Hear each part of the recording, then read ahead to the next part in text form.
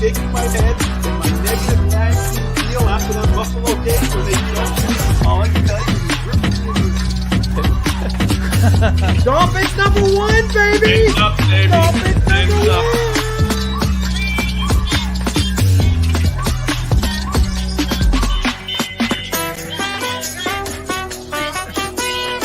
I swear, if a certain quarterback is mentioned in the comments, I got my beers ready. I'm gonna crack it open. Or is it the We got Serbian the kid? Serbian kid,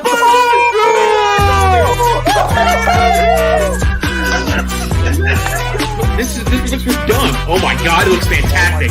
I hate you so much. No, good defense! Not a defense! Woo! I'm the man. I said it, and it's reality. All right, now, Congratulations.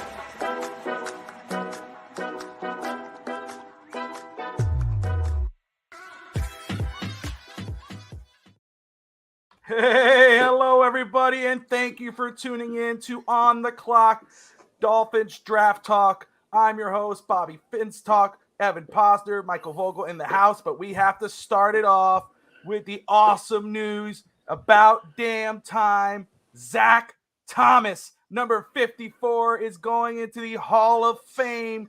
Woo! Damn good news. Guys, how you feeling about this?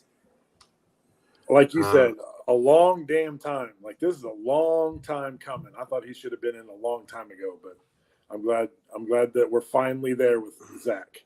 Yeah. It's amazing. You want to know what? I thought they were going to screw him over as they were announcing it last night. I thought the last couple of years was the best time. But you want to know what? The fans were pushing.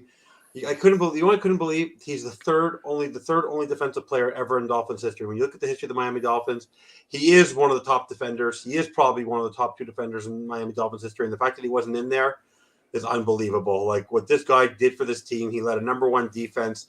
The way it was brought up, his reaction, Jimmy Johnson, who drafted him, introducing it, the way they planned it. And you want to know what the best is? They said the best for last. You want to know what they did? He is the class of that Hall of Fame. Like, what he did as a defensive player. Like, when you look at the players, when you saw Ray Lewis get in, because middle linebackers, it's really tough for them to get in. And for Ray Lewis, Brian Urlacher, and as Peyton Manning said, he was the smartest guy he ever faced. This guy, you didn't want to be as your quarterback. You had him prowling. You did not know where to go. You had no idea where to go. And just to say, one of the nicest, him and Jason Taylor, both of my favorite Dolphins growing up and for life. But Zach Thomas, one of the nicest guys off the field. This is a signed jersey right here. I had to take it out. I had it framed up there with my Dan Marino, but I took it out for this episode. Hell yeah. You know, I had to wear it. So damn proud. I have my jersey hoodie on its way. I had it sent to Florida, but I have a jersey hoodie with number 54 on the back of it. I'm going to be wearing that thing. Money well spent. Money well spent. Sure. You know, I love those jersey hoodies. Those are really cool. So, hey, talking defense, look, let me just remind everybody, you're watching right now. It starts off the first 30 minutes, Dolphins Draft Talk. We go over the Dolphins. We're talking running backs tonight. I know a lot of people have been eager about the running backs. Let me just remind everybody, smash that like and subscribe button. Like John says, smash the like and subscribe button. It's freaking free. What are you waiting for? What you get back is great content, sports content, Dolphins content.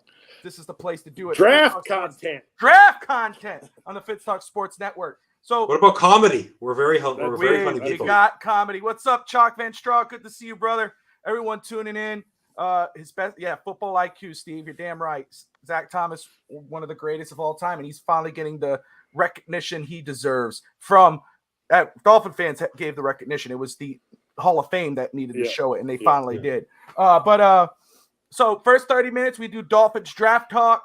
Second half hour, we do NFL Talk. Today, we are talking running backs. We're going to go over my top 5. Michael's going to go over a few others that have his favorites. And then, of course, Evan's going to react. And if he has an opinion on a running back maybe he's eyeing down, he'll let us know. Let's just refresh everyone's memory. Team needs for the Miami Dolphins as we go into the offseason after the Super Bowl, which is going to be huge, the Chiefs versus the Eagles. Team needs right now for me, right tackle, left guard, linebacker, tight end, corner, halfback.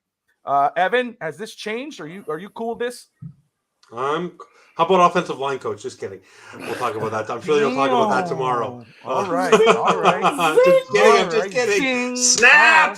No, Damn. it's pretty good. And the only other one I mentioned, like I said, if based on Vic Fangio's, is probably safety. That's But probably I true. might want to use Brandon Jones more in a linebacker role. You did And say sort of that. like a third, I could still see a safety. If a safety can be found in the draft, or Poyer could be grabbed in the offseason, I would go grab him. So I would also add safety. Hey, when does the Wingate. What's up, brother? when does Speaking of QB, I got a story Yeah, here. yeah, right. Yeah, exactly. Did you read the story, Bobby, today?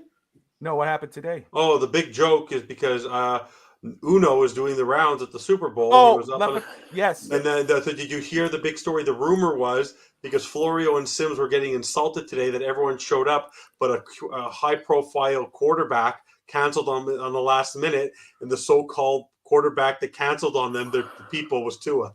I did see that. No, I saw that. They're always going after that poor kid. That poor kid doesn't get a break. I don't know if it was. There was two things that happened. Well, both was on the Lepetard show. Lepetard talked about his injury concerns, talked about dying on the field, and have a lot of people criticizing him, saying he canceled because of that. The other one was because they told him about Chris Sims. They go, "Do you know who Chris Sims is? What he's been saying?" And he goes, "No, I have no idea who that is." He goes, "Well, you don't want to see him. I would stay away from him." And of course, after the so yeah. I don't know. Yeah. But he's doing judo, so stay away from him. That's right. That's right. Hey, you know what? Kesline, welcome to the show, man. As always, brother, like and subscribe. We appreciate you. You watch for later on. You're going to like it. But let's get this going. Talking about team needs, talking about defense with Zach Thomas and Vic Fangio. Let's start off with defense. ESPN's Matt Miller released his most recent mock draft. He has the Miami Dolphins taking Cam Smith out of South Carolina. Michael, a lot of people might scratch your heads a little bit on this as the first pick, 51st overall, Cam Smith. Would you like this move, or from Cam Smith as a prospect? Yeah, I mean, from the tape that I've seen, I like him. I wouldn't be upset with it. If you look at all the needs that we need, I mean that's one of our needs. So I feel like if we hit needs, then I'm decent with those draft picks.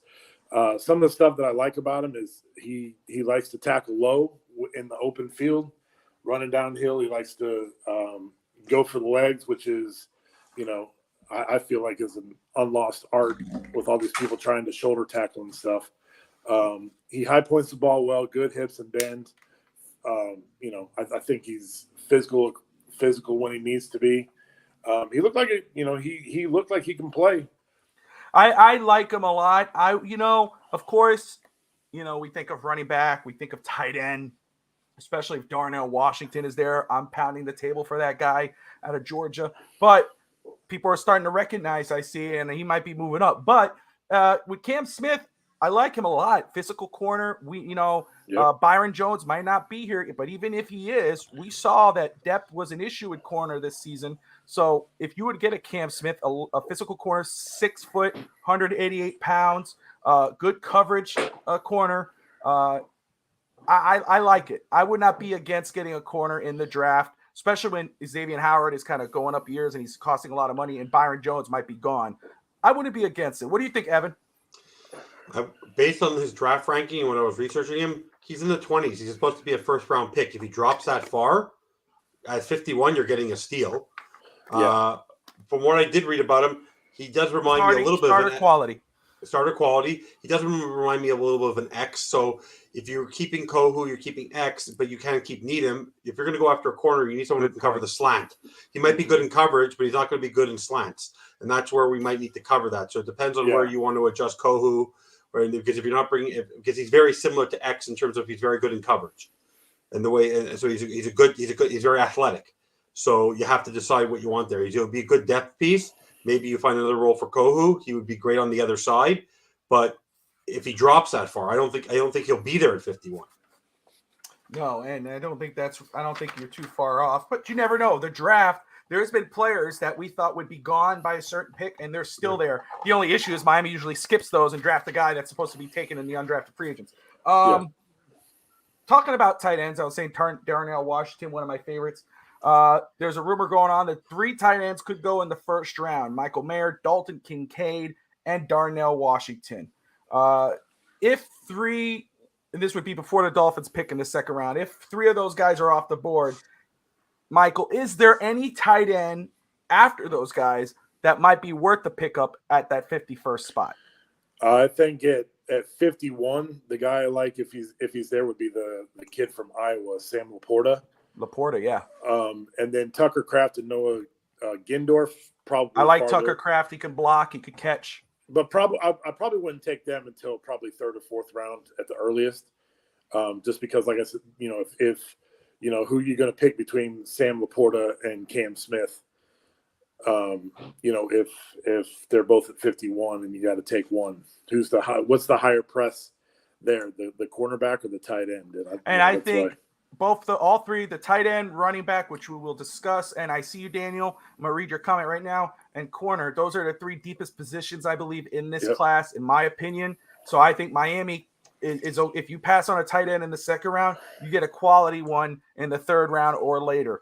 Same thing with running back. Daniel says running back in the draft is a secondary need. If we could get a back in the fourth in a trade, I would be willing to use a fourth. You know what? You're going to get a quality back in the fourth round, I believe, if you go that route. Actually, I'd be pretty damn happy if they drafted a running back in the fourth round because there's some good ones there. That's right. Keep your ears open. Keep your eyes open. Yeah, and there's a lot of these backs that we're going to discuss today. Obviously, we know but John Robinson. We're going to talk about him. This guy's a first round quality back. We're going to talk about him. But these other guys, second round, third round, fourth round, there's some steals here in the draft. So we're going to go over that. Let's talk running backs right now. We're saying that as a need. And Daniel says fourth round, that's where he would aim. Dolphins don't have a fourth round. They got 2 third rounds. So that's more than likely where Miami might take one if they don't fall in love with somebody in the second round at 51. Let's go ahead and start this off here, guys. We're talking running backs. The Miami Dolphins, they have Raheem Mostert and Jeff Wilson, free agents. One of those guys may come back. Tomorrow we will talk free agents. We have drafted Long and Tanner. Get a linebacker. Yeah, but to those guys, it wasn't McDaniel who drafted those guys. And did we see a lot of them on the field, John? That's the thing. We have those guys, and yes, we drafted them, but those aren't McDaniel guys. Darnell Washington could block, he could catch. Tucker Kraft could block and he could catch. And guess what? Those are McDaniel types. You got to have a guy who could do both. Dalton Kincaid, he might end up being the best pass catching tight end in this draft, but he's not a good blocker. That's not the easy work. So you're basically getting another Mike Gesicki. So he's off the chart. He's not even. I wouldn't even look at him for the Dolphins. But Michael Mayer is probably going to be a first round pick. Obviously, we're not looking at that. Darnell Washington might slip in the early second round. But those other guys, like Michael brought up, Tucker Kraft's one of my favorites. Those guys are definitely worth exploring. You got a response, Evan?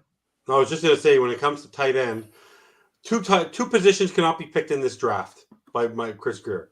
Tight end, offensive lineman. Those are the only two things. I will not allow that man to draft in this draft. Do not go the free agent route. You're not good at picking those picks. That is not your forte. Go off the board. Go pick a running back. Go pick a middle linebacker. Go pick a quarterback for all I care.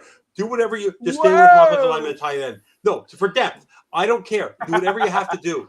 Just stay away from offensive linemen and tight ends in this draft because in the third or fourth round, you're not going to get starters. You're not going to get starters. Oh, my. Easy. What about Mikey McD? What if Mikey McD wants to pick a tight end? Exactly. 51? What's wrong with that? I don't try. I guess he doesn't know my thoughts on Michael McD, eh? He doesn't know my thoughts on Mike McD, eh? I gave him a second chance this year, but I'm not trusting his draft because he said his first pick would always be an edge rusher. Does he need another edge rusher right now? That's a good point. If there's a quality one, do you Santos loves me. That's why the truth is, my thing is always is like go into the draft with less needs than you have right now, so that way you could go best player available. So if edge rusher is there at 51, and that's the best player, you go get him. We don't need developmental pieces right now. Right. Okay, I'll make it very clear. I'm going to make it very clear, and you guys will go over the running backs. You go draft the best players where you might be strong.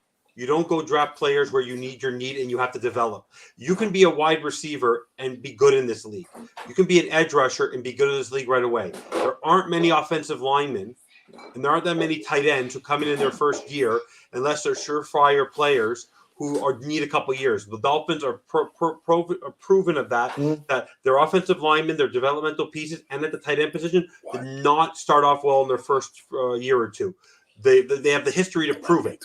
The area where they've been successful have been on defense and edge rushers. When you look at Jalen Phillips and the Jalen Waddle, those were sure things. But even later in the draft, they've been good with some of their second and third round picks at defense. But not offensive line and tight end. You've shown in your history of the last 3-4 years it doesn't work. It doesn't work. That's fair. I can't argue. And this team, and by the way, this team is not a team that's developing next year. This is a team that has to make a deep run in the playoffs, or it's a failure of a season. Got it. I got it. So great points. Great points. So you. let's go ahead and discuss the running back position, which I know is a fan favorite because I keep seeing it pop up on our comments, in our chat rooms, on Twitter. So let's go ahead and hit it up. So what I'm going to do, I'm going to go ahead and read these out, start these out. And then Michael and Evan, once I finish a prospect, you guys can give your 2 cents, or we just move forward if you have nothing, okay? You could stay quiet or just go ahead and punch in as soon as I'm done. Let's first talk about – yeah, I know, right? But let's talk about the number one back in the draft for John Robinson, University of Texas. Last year, this guy had 1,500 yards, almost 1,600, 1,580 yards, 18 touchdowns, 66 yards per carry. The number one back in the draft, my number one back, which you can't argue that. Okay, once in a while, college football produces a generational type back that is too good to pass up in a league that doesn't value running backs like it used to. Ezekiel Elliott, Saquon Barkley, and Leonard Fournette, to name a few. Franchise, Robinson is that type of prospect coming into the draft. He has everything that you could look for in an NFL back, plus a franchise-changing player. Explosive speed, prototype build, receiving skills. He will more than likely not fall out in the first round alone, the top 15 picks. Michael, what do you think of Robinson coming out this season? Yeah, man, I think he's by far the number one. You can't argue with those stats. Almost 16,000 yards, 18 touchdowns. Yeah, dude. He's the real deal. I think he's the overall number one. We got Dave Stager in the house. Dave, I popped you in there, brother. We're still doing Dolphins draft talk. We're talking running backs. I know how you are knowledgeable with the draft. What are you thinking of Robinson this year? I don't know anything about the draft. I just got invited on to say something tonight. Okay, wait a second. Aaron Rodgers let Stager out of the darkness retreat early? No, I gave Rodgers his food in his little tray hole so I dropped it off. You know that whole Lambeau Field? The dark room is actually in Lambeau Field where OBJ put the hole in. No, I'm just screwing with you. No, it's probably somewhere like. So, do you have any thoughts on Robinson? Damn it, Evan! You got me sidetracked. He's the best running back in the draft this year. I think he's not being talked about enough for the production he had, because he had guys like Roshan behind him that was still producing. So I feel like if he had a true full plate workload, you'd see even more production out of him. And the fact he was getting 6 yards per carry with the numbers he has and 18 TDs, it's ridiculous. Like, whoever gets this guy, you're going to have a 3-down back guaranteed. Absolutely. And, more like I said, he's not falling out of the first. I can't see it happening. And he might even go in the top 15, which is unheard of now with running backs. Let's go ahead and move on to running back number 2, Jahmyr Gibbs out of Alabama. 926 yards, 7 touchdowns, 6 yards per carry. Gibbs is not only a threat as a running back, but he's a true threat as a receiver out of the backfield. His playmaking ability as a running back and as a pass catcher makes him a mismatch for defenses. Mismatch. Because he doesn't have the size of a traditional back. He struggles in pass protection, which may knock him down some draft boards. But a team looking for an explosive playmaker, he's your guy. Michael, what are you thinking about Gibbs? I like Jahmyr Gibbs too. He's not going to be around in the second round, but I think he's an explosive. Look at any of these running backs from Alabama that have made it to the pros. They're all pretty big studs. So I'd take a swing at him. Evan, would you be against drafting Gibbs since he's an Alabama back? I know some people are like, I don't want any more Alabama players. Is that where you stand? Not if he falls to us at the second round, for sure not. We need a strong running back. For me, the best running back on the board. That's my first pick, no matter what. That is my number one pick. We have not developed a proper running back since Ronnie Brown. We gave up on him. He didn't work out. Ricky Williams, we have not had a bell cow back, a guy we can rely on in space in the last 20 years. Like for me, I like that you said a powerful back. Before I move, because I got a powerful back, I got a couple of them here. Yeah. But before that, let me go ahead and get Dave's opinion on Gibbs. Dave, what are you thinking about Gibbs out of Alabama? I like Gibbs. He's an explosive back all around. He's not just he can hit explosive plays on the ground, but like you said, he's a receiver. And I actually have a really good comp for him, and he's playing the Super Bowl this weekend. Kenneth Gainwell. Home run, lightning. Gainwell can catch the ball in the backfield. Good read option back. I feel like if he goes to a right system, especially like a Shanahan system where Michael, I'm getting dizzy, man. Throw me all over the place. Sorry, I'm trying to figure this thing out. No, you're good, brother. I just have to give you crap because I have to give Evan crap, Bobby crap. So you get it too. Yes, I'm one of the guys. But join the club. Yeah, I think Gibbs is definitely worth it. I can actually see if Bijan is taken early in the draft, if he's taken in that 15, even before 20 range, I can see some team getting needy and possibly trading at the end of the first, like one of those wild card teams every year we see, and then they hop in the end of the first, grab him if that does happen. But I can see him going second. Yeah, it's a great point. And that's the thing. You look at his numbers, right? 926, with the see if you can get the 926 yards, 7 touchdowns. You might go, man, those aren't impressive. No. What he offers as a playmaker, his speed, a receiving threat, he fits a lot of the schemes that the NFL is going now in the direction it's going. So I agree with Dave. If Robinson goes early enough, I think there's going to be 2 running backs going in the first round.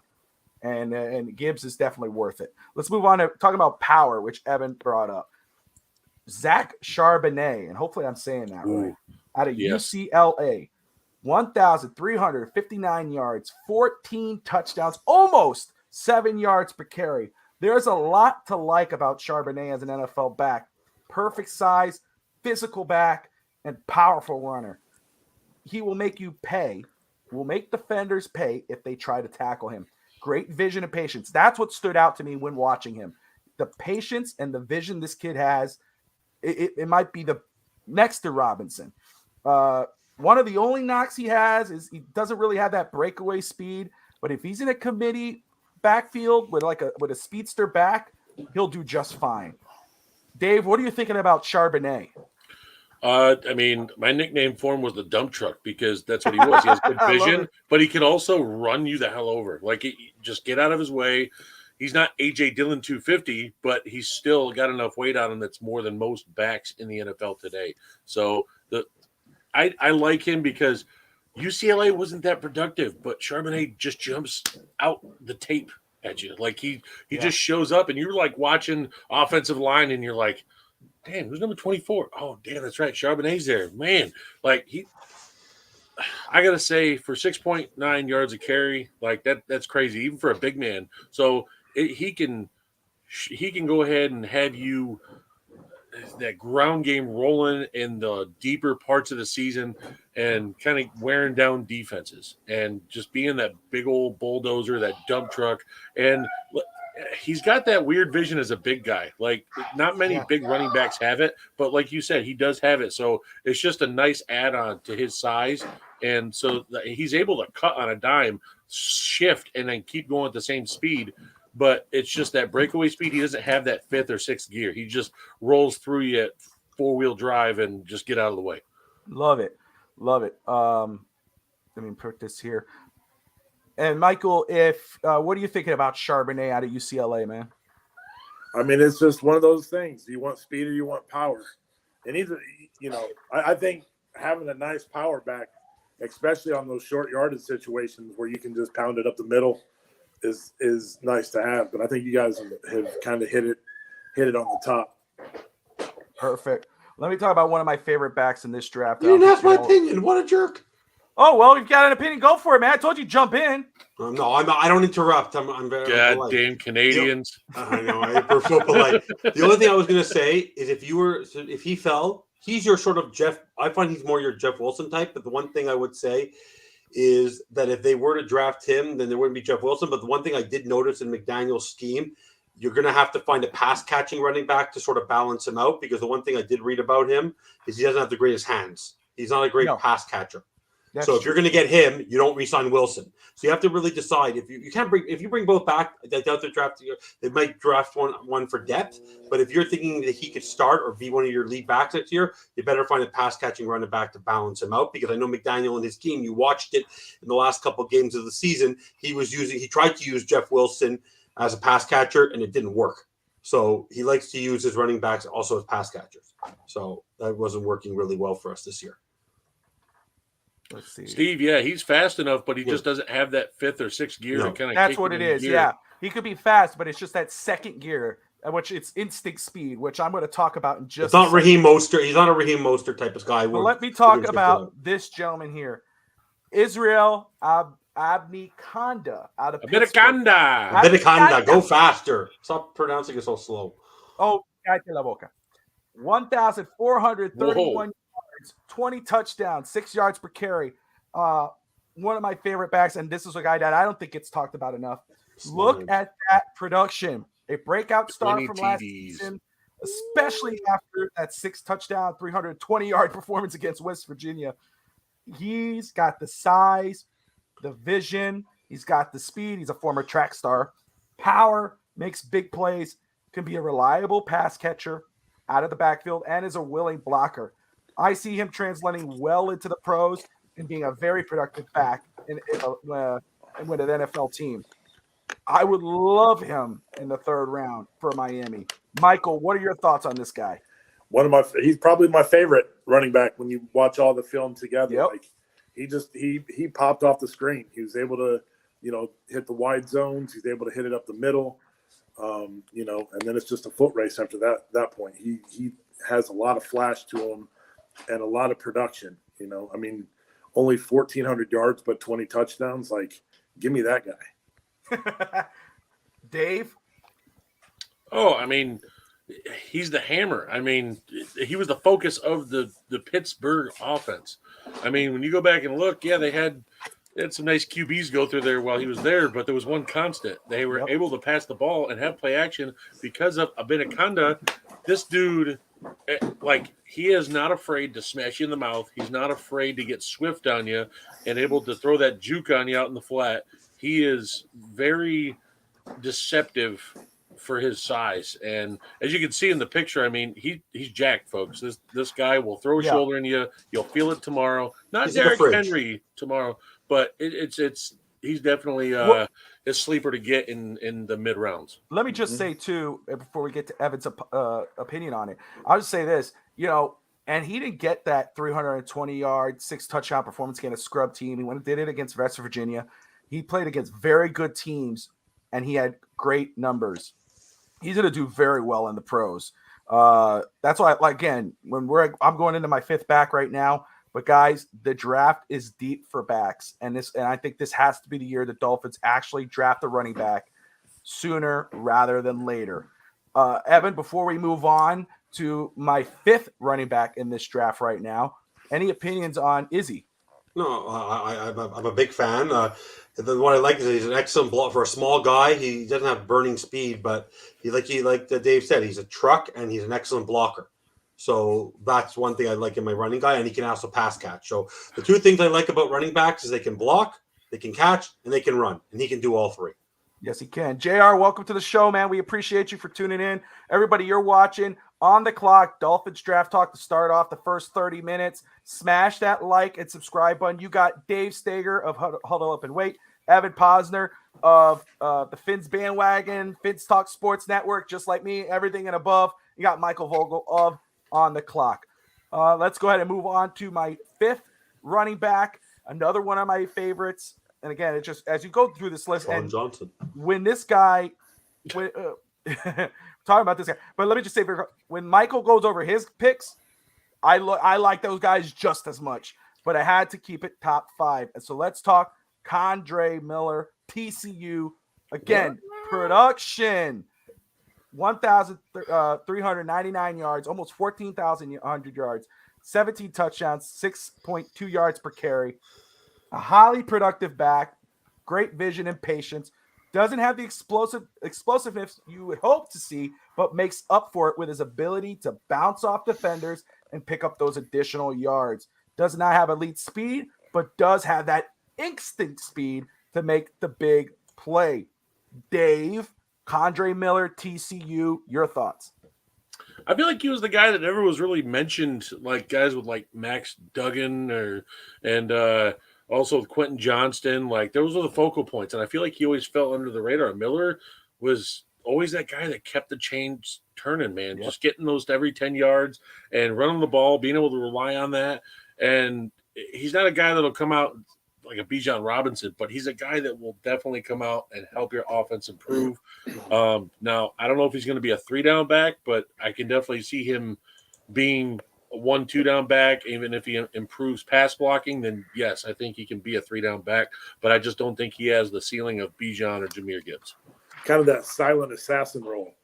I like that. I like that. Roger Craig. He's not real flashy or not. He's just going to get the yards that he needs to get and roll. He's just going next play. Let's do it again. I like it a lot. So, Evan, your thoughts on Condre? Nothing special to me. I guess I didn't see much of him in the championship games. He's okay. He's nothing special. It's not something I would pass on. He's your fifth running back. I don't see much with him. Not much. Okay, Dave. What grade? What Not impressed. What round would you take him in? If you were looking to take Fourth or him, fifth? where would you feel comfortable? Fifth. Probably late third, somewhere in there, mid to late third. But if the backs go quicker, they're going to be more of a high third.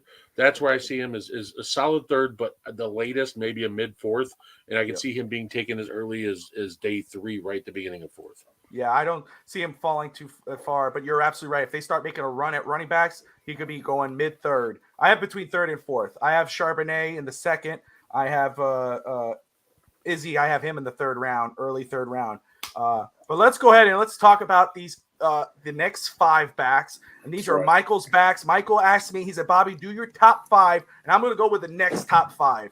I want to go. So, man, I'm very excited about these guys because, again, these are backs. Evan might say, this is your 5th back. This is going into number 6. Not too excited. No, you better get excited. You better. I probably will. I probably like his list better. Screw you. All right, let's go. Michael? Again, to kind of switch things up a little bit, because I felt like our list, I kind of felt like our lists were the same, and so to throw it out to make things a little bit different. Yeah, I said Tyjae Spears from Tulane. I think he wowed at the Senior Bowl. 1,581 yards, 19 tutties, 7 yards per carry. He is a favorite of Dolphins Twitter, I believe. I've seen a lot of people fall in love with him. Runs 5'10", 204 pounds. I had some more information on him too, but I don't know if I can find it now. That's all right. 4.40. The one thing that we also talk about is the blocking. He's at 50%, which is kind of on the higher end of the later running back. So, we like a running back that can stick his head in there and get a little dirty. Get dirty. That's right. My next one, I believe, Mohammed Ibrahim from Minnesota. You stole my sleeper. 1,665, 20 tutties. Bring me the tutties, baby. Production, baby. The tutties. 5.2 yards per carry. Another one of my favorite. Just the grind. The first 2, in my opinion, are kind of all around backs, can get you kind of anything. Number 3 I had is Keaton Mitchell out of East Carolina. East Carolina. Let's see. I can't remember where I got him at. But he is, I think Keaton Mitchell is one of the faster guys. So he might be one of those guys that you pick up to return kicks. a 4.35, 40, 5'9", 185, 14 touchdowns. You don't really want him to block for you because he's not very good in that area. But he could be one of those, one of those speed guys. If we're all about speed, he can give it to you. One of the outside zone guys that once he gets around the edge, he could be gone quick. Number 4, Sean Tucker, Syracuse. Origin, baby.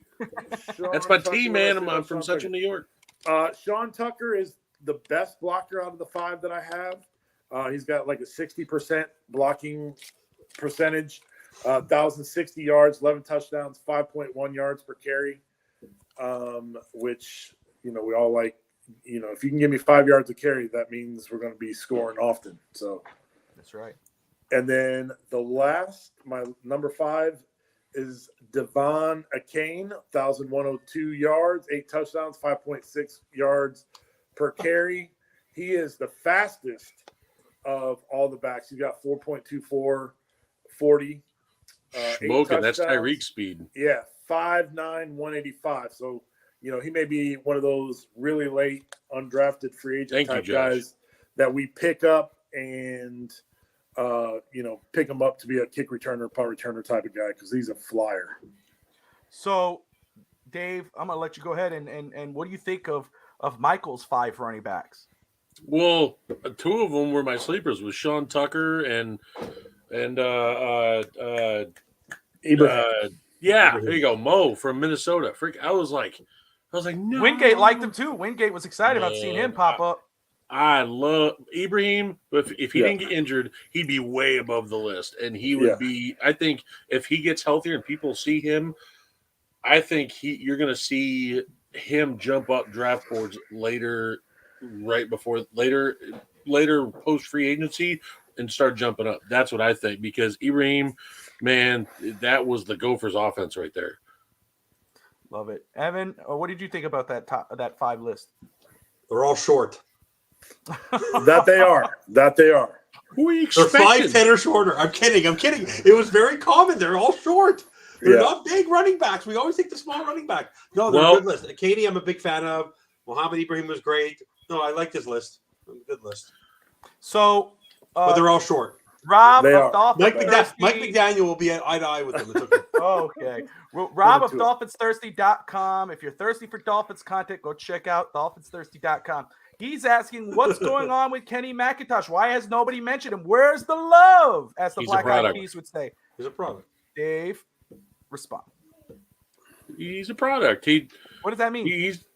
Look at what James Cook did for Buffalo this year. Everyone thought he would ball out, take over the spot. He didn't. He just a rotational back. He's not going to be. Stop talking about Sean Tucker so Packers could take him, Josh. Stop it. But no, anyways, I just don't feel McIntosh is that dude. Like he's not. He doesn't jump out the screen edge like these other running backs. Now, I did want to go ahead and plug one running back no one mentioned, and I'm kind of shocked. He's my Damian Pierce this year of what I think.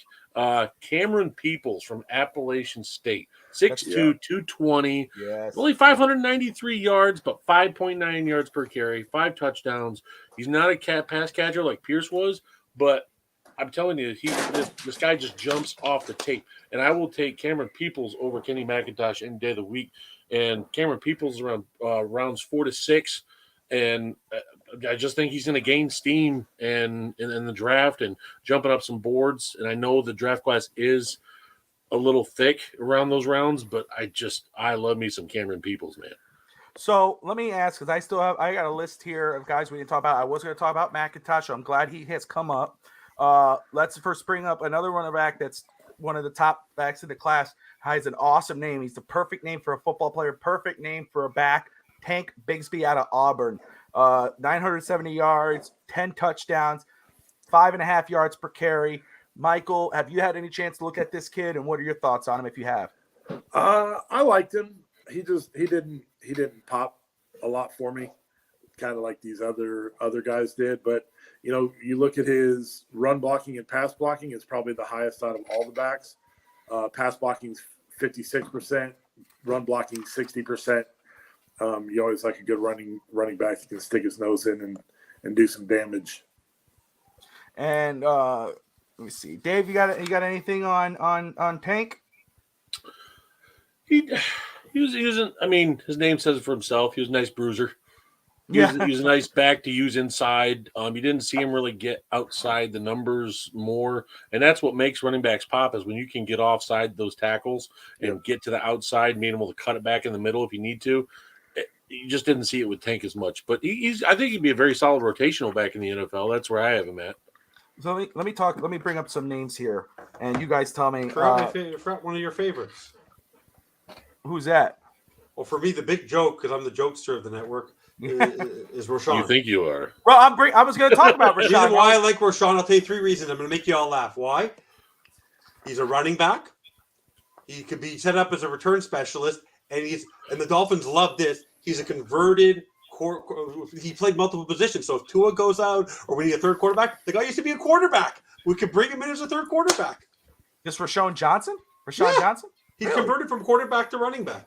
Well, a lot of people. And the guy's speed 6'2", 220. The guy can run. Yep. The guy's a beast, and the guy literally is a tank. I like him. I just like it, and he's quietly going to fall. Love his size. If people like Bashan, they're going to like him. He could have been a starter anywhere else in college football if you had him on a squad. So he would be a decent pickup. Let me throw another. And he can return kicks. Special teams. We need a kick returner.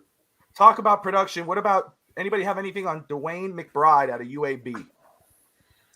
1,700 yards. With him. No. What are your thoughts on him? I mean, because look at his 1,700 yards, 20 touchdowns, 7.5 yards per carry. Why is he not mentioned? Uniforms. It might be those uniforms. And last.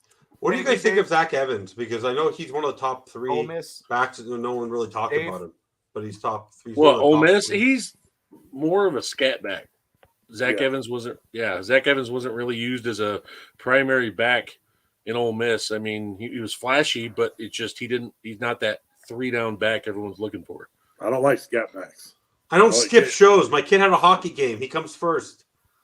I'll be there on Tuesday. Who cares about hockey, okay? That's right. And you're from Central New York? I hate hockey. I think it's one of the JR loves baseball, McBride, 6'1", 220. If you come to Montreal, I'll hook you up with a Poutine and a Habs game. You're gonna have a good time. Focus, boys, focus. So, I'm ready. What about Michael? I'm gonna ask you this because you are a Dolphins fan, and I've seen his name pop up a couple times, and then we're gonna move on to NFL draft talk. Chase Brown, out of Illinois, 5'11", 205, 1,600 yards, 10 touchdowns, 5 yards per carry. Your thoughts of Chase Brown? Yeah, again. I feel like this. This running back class is loaded. Yeah. He's not, not super special, but he's a back. I mean, you say that right now, but you draft him, and then he could turn into a stud back like so many other running backs that nobody's heard of coming out of the draft. So, I mean, he's got some size, he's got some speed, but he's a nice back. Get you your runs. All right. Any follow-up, Dave? Yeah, I mean, I liked him because he's that grinder, and Illinois got colder weather football later in the year, so you're going to definitely get some northern teams looking at him. That anywhere that has those weather elements, you're going to see those teams looking at him. I mean, 1,643 yards and off of 328 carries. So you're basically running every 2 times and getting a first down with him. And that's just going to wear down defenses. He's 5'11", 205, around that 205, 210 mark. So he's stocky. He's going to have low center of gravity. He's going to be a nice back to have later in the season as that you just want to put in for second half of the game. You see, and I love what Dave said, because you know what, and that's the point of this draft, man, with these running backs. Josh might be right on. He said he wouldn't take it back with it in the top 100. And you know what? You can wait 100 picks and get still a quality prospect. Yeah, you want to know what though? But you don't want to miss out on it. You don't want to miss out on a Breece Hall or a Kenneth Walker. Okay, you don't want to miss out on those. True. So before we're going to get on the clock. Let me go ahead and take out some names. It's all mixed up here. But before we get to on the clock and talk NFL, I want to get Dave's opinion as our resident Packers fan on the induction, on the official entrant. Zach Thomas is going to the NFL Hall of Fame. About damn time. Very excited. Dave, you're not a Dolphins fan, so you're unbiased, sir. Is this deserved? It was overdue for about 10 years. Yep, right. I think Zach Thomas. This is what the epitome was of why Zach Thomas should have been in the Hall of Fame. Brian Urlacher, who's in the Hall of Fame, he is a all-pro linebacker for most of his career, came out and even said, he goes, I shouldn't be in. He goes, Zach Thomas should be in. He goes, this guy had better numbers for get out of here, Josh.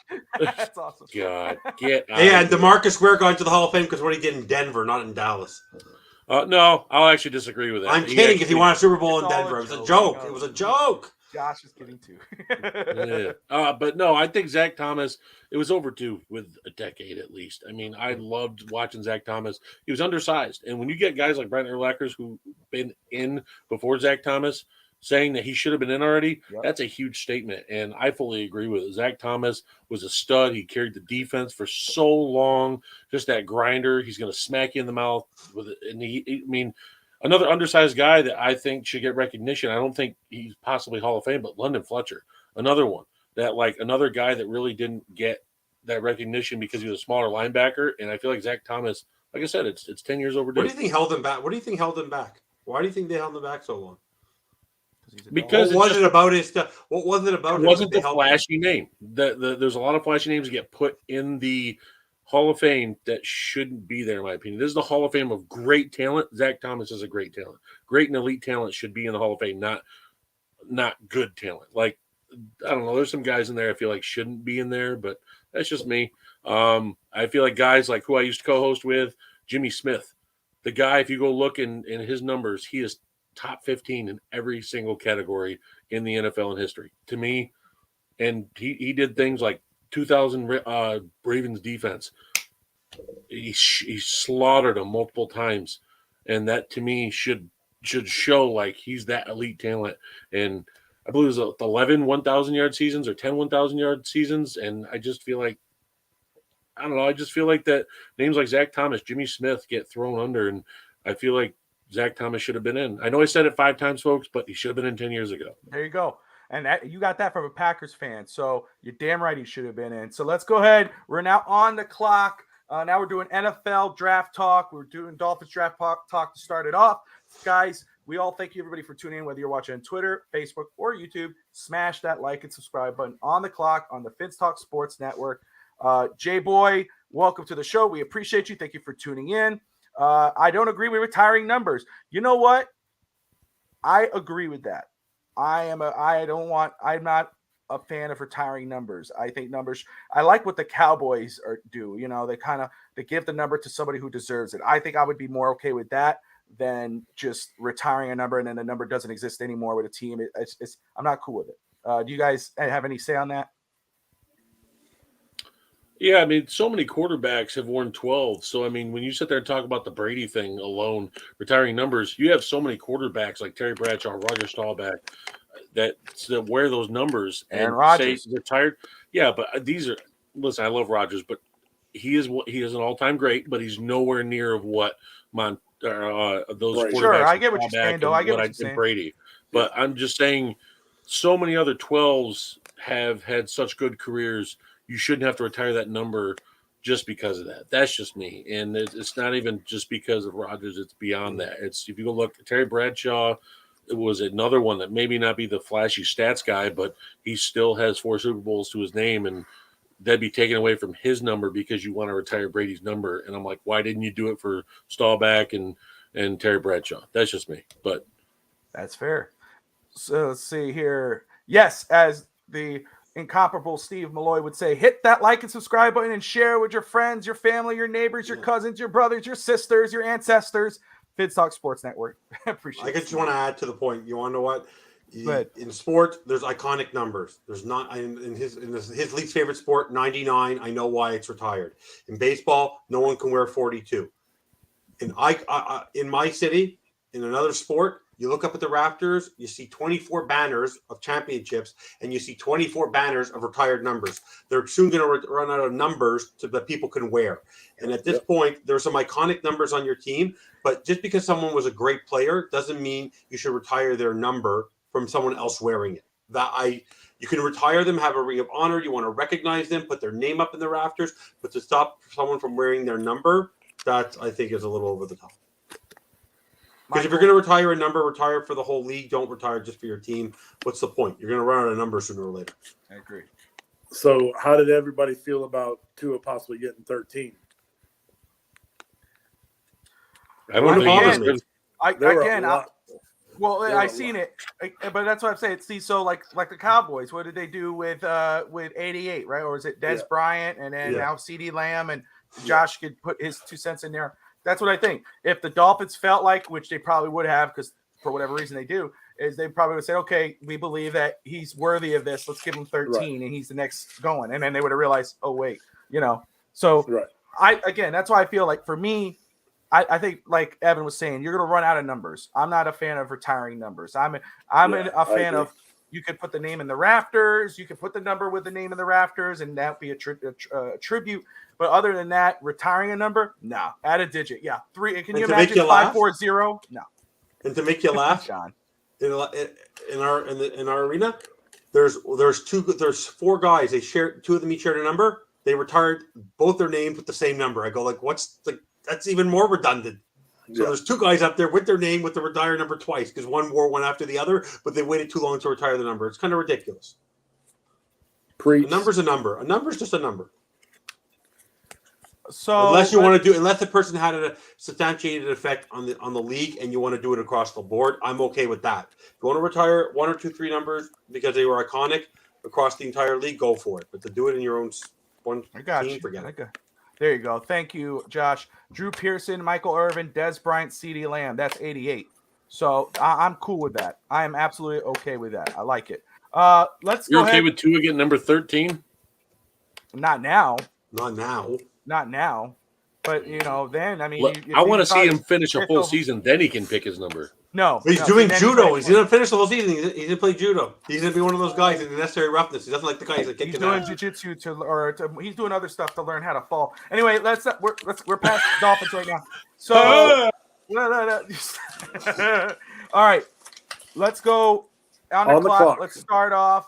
Dave, I'm going to start with you, and then Evan and Michael follow up. We're talking quarterback. Let's talk about Hendon Hooker, one of my favorites in the Hendon Hooker. Oh, what? Just shut up. Let me talk, Evan. Hendon Hooker? What the hell is that? He's right. It is. All right. Anyway, Thank Hooker you, out of Tennessee. Hooker out of Tennessee. I felt dirty agreeing with him. Kick me out, too. All right, so it's just us now. Yeah, there you go. All right, Dave. He won't play this season, but he made quite an impression at the Senior Bowl in interviews, and there's rumors that he is rising up draft boards. He could be a second-day pick. How do you view Hooker as a prospect, and what teams should consider him in the second round? With the injury he had, it's not as serious as it once was back 15 years ago. The medical field has come so far in this. So his injury, he may sit out, but guess what? If a team that drafts him has a hell of a player that can throw from the pocket, has good QB vision. And he's also a great athlete. And everyone wants to view him just because, and I hate to say this, wants to view him because of his skin color, thinking, oh, he's a mobile QB. No, he is far from it. Like, he is a hell of a quarterback. And I think some team is going to grab him and land a stud, and they basically have a safety net. It may be a team that has a guy that may be willing to move on. Packers, Miami. No, you guys have two. Remember, you're set. But so let me just say where my Hendon Hooker. Hendon Hooker, I think, is going to be a hell of a player in the NFL. I think some team is going to steal from him just because of his injury. Like, I feel like some team might take a reach and take him in the late first. Yep. Josh, I'm fine with that. I'm fine with that. Evan, you are a staunch defender of Tua, but you grew a little bit in regards of you could call out the flaws in him. But would it be wise for Miami if Hooker's there sitting in the second round? They go, you know what? We want to get him. Would you be happy as a Dolphins fan if they were to draft Hooker in the second round at 50? I have no problem with it, but I thought that's like that's not going to happen. Like we're seeing fairy dust. It's great as long as Chris Greer is there. He's not going to be picked. If I'm the team that I would be, or what I would do this year, if I'm a team that needs a quarterback, and I'm in desperate need, and you have the opportunity to go get Hooker, I'd do a double. I'd go get Hooker. I go get Jimmy G. You try out Jimmy G for a year, let him be a stopgap, see how he performs, and then let him have a 1 year, prove himself this year because he's been injury prone, and then you have Hooker redshirted for the year, recover, and you have him ready to go year 2. That's what I would do if I'm a team. Michael? I agree. I mean, that's the perfect situation, someplace like Tampa that doesn't have a quarterback now. Go get Hooker and Jimmy G and swing for the fences. It's a perfect scenario, and I agree with disrespect Dave. to Kyle Trask. How dare you? By the way, I'm actually smart. I love how people agree with me. See, I'm not just a lucky face. And Dave was right. I agree. I think he's going to be a steal. Teams are going to pass him up, and they're going to regret passing him up later on. The only person who's going to be disappointed anyone who picks Anthony Richardson. Then they're the only team that's going to be disappointed in their quarterback. And I hope he's a bust waiting to happen. He's a bust waiting to happen. That poor guy. That poor kid. Send him to New England. Of course, Josh would like Kyle Trask. Trash. That's what he is. Trash. Michael, you talked about. By the way, he doesn't deserve an opportunity because Todd Bowles knows Jimmy G's the perfect because he needs a proven quarterback. Todd Bowles is on the hot seat. He needs a veteran there. Yep. You talked about Spears out of Tulane earlier. He stood out at the Senior Bowl. Catching the eyes of a lot of NFL teams with big play ability, all that vision. Notre Dame edge rusher Isaiah Foskey and Tennessee offensive tackle Darnell White all stood out. Which one of these prospects, when you're checking it, and Dave, I want to get your part on this too. Which one of these guys really stood out to you at Senior Bowl week? For me, it was Tajay Spears, and the tackle center guard from North Dakota State. Yes. The guy with no teeth? Yeah. Hockey mouth. Yeah. Hockey mouth. Oh, Mouch. Oh, yeah. Your cousin. I have all my teeth, sir. Yeah, because you punched his out. Yeah. Exactly. Yeah. Well, okay. I felt like Mouch was I just felt like he was kind of at every position he stood out more than the Tennessee offensive tackle, in my opinion. Sure. But Tajay Spears is the one for me that kind of stood out the most out of those three. I like it. Dave? As much as I like Spears, as much as I like Wright, Foskey is going to be fun. Yeah. He is a guy that can play multiple positions on the defense. He's heavy enough to play a little bit of hand in the dirt inside defensive line. You can run stunts and twists with him. You can put him on the edge. He can drop back in coverage a little bit in the flat. The guy did a lot at Notre Dame, and Foskey is going to be really fun in the NFL. I would, if Green Bay took Foskey right there at 15, I wouldn't blink an eye, send the card. There you go. Don't waste any time. Dude, By the way, that's like it. that's a player McDaniel would love. Yes. Yeah, he's when I see his name, and if he's at the second round, I could see the Dolphins getting him quick, and I wouldn't be against it. Again, though, I think they should go into get into the draft with as less needs as possible. Address it in free agency. And they signed him to Yeah, well, that's why too, right? Eventually, you would have to, and you gotta focus on having that player sitting behind him. So the last thing we were always missing depth, right? So yeah, absolutely. Look, you pissed Michael off. Great job. Doesn't take much. Oh, there he is. Dave, Run start with you because I know you've been following around. You and I both, we follow the rumors in the draft. We hear those reports. We followed all that stuff. So, there was a report that came out that the Chicago Bears could get a pretty good return on that first overall pick. Some league sources at the Senior Bowl, one of the rumors came out, suggest that the Bears could conceivably trade back not just once, but twice if polls can manufacture a smokescreen that Chicago is interested in a quarterback. A team as such as Houston could trade up, moving up to 2. potentially for multiple first-round picks, and then sliding down at either 4 or 5, and then trading up down again. What do you think of this rumor? What do you think? Do you think Chicago could actually pull something like that off? And would you think that would be a smart move on their part? Of course, to try and trade down and gather picks, but I also think at the same time it's going to hurt them because they're trading away from 2 blue chip talented defensive players to trade out of it, say to go to 2 and then 4 or 5 or 6. Who knows? Maybe a team trades up to 3 to grab one of those defensive players, and Houston stays at 2 and takes one of the defensive players. Then you're screwing yourself out of it, and you're stuck there saying, "Oh crap! I guess we got to take one of these QBs," and you're going to stir up a QB room. I'm just saying, if I were Poles, move back to 4. I know they're going to want Houston to trade up, but Houston, I think, realizes we're either going to have Stroud or we're going to have Bryce Young sitting there right for us. We no need to trade up. Crazy to trade Will up. Levis. Yeah, we have 3 QB prospects that they could use right now that would be a day 1 starter over Davis Mills in Houston. So I'm going to go ahead. Kind of that San Diego Charger pick where they had, there were 3 quarterbacks, and whichever they were happy with whichever one came. Yeah, there's no need to try and force your hand and waste picks when you're rebuilding. You just added a first-year head coach. Like, there's no reason for it. So if the Bears trade back to 4, that's probably the best spot because Indianapolis obviously wants a QB. They want their guy. I think doing it once is fine. Second, you're going to bring yourself out of defensive talent that you're not going to want to pass on. But the Bears are dumb enough to do it. I mean, no. This young GM. That's old Ryan Pace, man. He was horrible. He was a really bad GM. He's also the guy that traded up for the guy who Trubisky. traded Roquan Smith, the moron. Hold on. Traded for Mitch Trubisky, drafted Kevin White.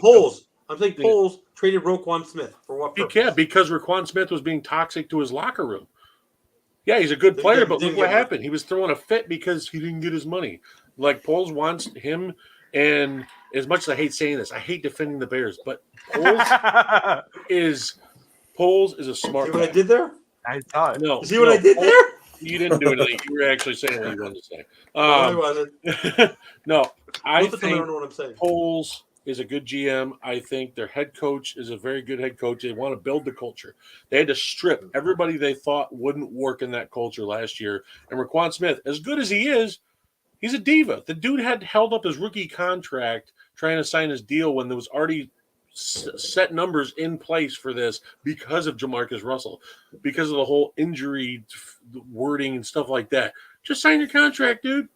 Like, get over it. Like, so that's not diving into that, but Poles, I think, is going to be just fine. I think he's a smart enough to GM to trade back to 4, still grab Will Anderson, still grab Jalen Carter, and then to continue to build and get those extra draft picks. I just don't think doing it twice is one of the dumbest moves. Houston's not going to trade up no matter what.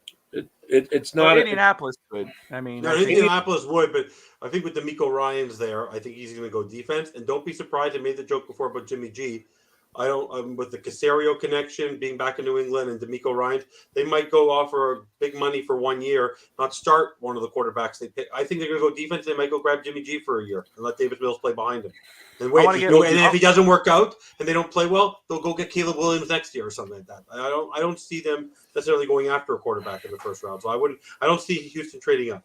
But they're in a spot for Bryce Young and Stroud. I know, yeah. I don't know. You never know. Yeah, but Caserio, you never know. Because with DeMeco Ryans being a defensive guy, they might go defense. Let me just say, I'm going to get Michael's opinion on that. But I just want to say is that I'm not against trading down twice. I'm all about gaining it, especially when you got a young quarterback. You got to build around and then get young prospects. You get picks for next year as well. I'm all for it. I would say where I agree with Davis, if it's past top 10. If you trade down and you're staying within that top 10, I'm okay with it. I think that's fine. But I don't think Carter Anderson falls that far. No, but there's still other players there. They still need another receiving help. Those two. Not those two, but you need more help than just those two guys. That's why if you gain more picks, you have more way to help other parts of your team. You're going, so what really the issue is here, guys, let me just tell everybody who's watching, what's going on with Dave is that he knows I'm right. And the problem is that he knows that the Bears would get better and the Packers would fall behind. That's really why he doesn't want it to happen. The Packers just had a horrible year and they still couldn't beat us. We still swept them in a horrible year for the Packers. If they go ahead and do what I'm saying, watch out. They won't. Justin Fields is 0-4 against the Bears. Suck it. Anyways, Michael. I do agree with Dave that those two defensive guys are blue chip athletes. Yeah, and so that's the reason I don't think that they'll move back. I think they'll move back once. If those two guys weren't the studs that they are, then I wouldn't have a problem moving back twice and getting whoever you can get. But with those two up front and the difference makers that I believe that they're going to be on the football field, I think you can only chance to move down once and get your stud in the middle or coming off the edge and get living to see another day.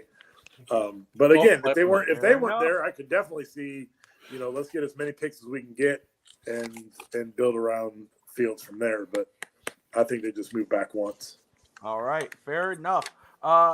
Dave, we are past the hour, but do you keep your ear close to what's going on? Any kind of rumors, anything you're hearing on your end? Or are we good for this tonight? So, the Saints picks they just acquired for Sean Payton.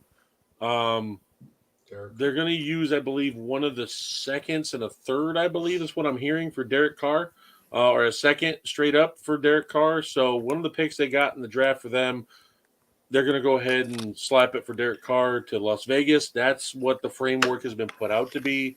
It's not confirmed because it has to be by the Raiders to say, okay, we'll go ahead and do it. Because next Tuesday is a biggie. Basically, if it's not done by then, Derek Carr gets $40 million from whatever team they trade him to, or if it's the Raiders. So that's a biggie to keep an eye on right there because it's an early round pick that could definitely sway some things. And you have the Saints having extra draft picks from the Sean Payton paid in general, and they haven't been shy to move up in the draft. So say if they have Derek Carr, they could trade up in the top 10 or top 5 with their multiple first rounders and go, boom, we're going to get Will Levis and put him behind Derek Carr. And next thing you know, Derek Carr doesn't work out. You've got a rookie QB that's set for a year. I think it puts Saints in the driver's seat in that division. Yep. I think there wasn't really much of a driver's seat to that division.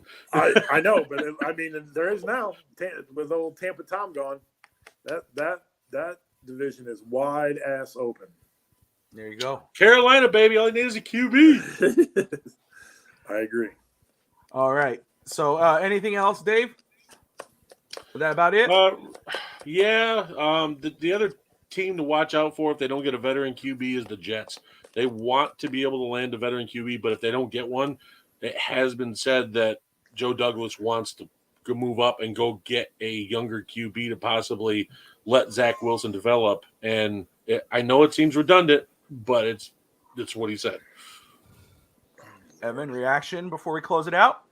When it comes to the Jets, they're all in on Aaron Rodgers. If they don't get him, they're gonna be in a bit of trouble. I don't think they're gonna have to end up sticking with Zach Wilson, and they're gonna have to go find some veteran to support him, and it'll be the same thing it was again this year. Like they're all right. If they go pick another, they're not developing a quarterback there. There's no surefire quarterback they're gonna be able to get unless they have they're willing to give up some picks to move way up. So. Yeah, I think they're. I read something about the Derek Carr thing that he can hold back, waiting to be. It's more beneficial for him if he gets released, right? Yeah. So doesn't he have some sort of control over that? Release, but Las Vegas, he doesn't have. Can he force their hand? He can't force their hand. He has a no trade clause, but the thing is, if he goes to a team like the Saints, which has a good wide receiver room, but dude, they just had a talented roster, dude. Hold on, but they just had $100 million last year and overcame it, and this year they have a ton of restructures they can do. Mickey Loomis is a hell of a GM. Don't sleep on it. Yeah. I agree. Well, guys, hey, everybody. Shut up. My bad. No, you're good, brother. Everybody, thank you all for tuning in to On the Clock. And we start off, of course, with Dolphins Draft Talk. I'm Bobby Finstock. That's Michael Vogel, Dave Stager, Evan Posner. We appreciate you. The Super Bowl's coming up. We've gone through all the team needs in regards of Dolphins team needs. We will, of course, address other positions as the offseason goes on.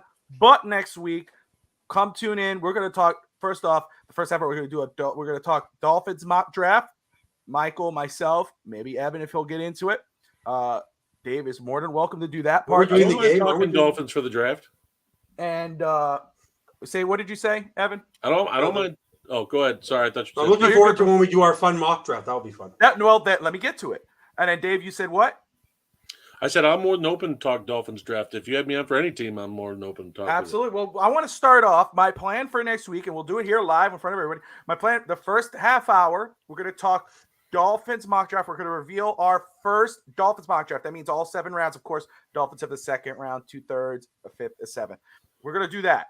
And then for the second half hour, probably could be a little closer. We'll probably be less than that. But the second part of On the Clock, we're going to do our first round mock draft. We're all going to get a certain number of teams. We'll work out the details later, but we'll all get a certain number of teams, and we're going to go first pick, second pick, third pick, and we'll go there, and we'll have our first show mock draft for round 1 of the NFL draft. So, guys, smash that like and subscribe button. Thank you all for tuning in to On the Clock on the Finstock Sports Network. Tune in tomorrow at 12 noon. Start your weekend white with the Finstock. Damn it, Dave. Yes. He's worse. You did the same thing last weekend. Weekend white. Start your weekend correctly with Finn's Talk today with Fish Tank Hank and myself. Thank you all for tuning in. We will see you. We're doing a preview of the running backs at free agency, so that will be something worth watching. So thank you all for tuning in. We'll see you next time. Like, subscribe, and most importantly, Fins up. Fins down. Horrible.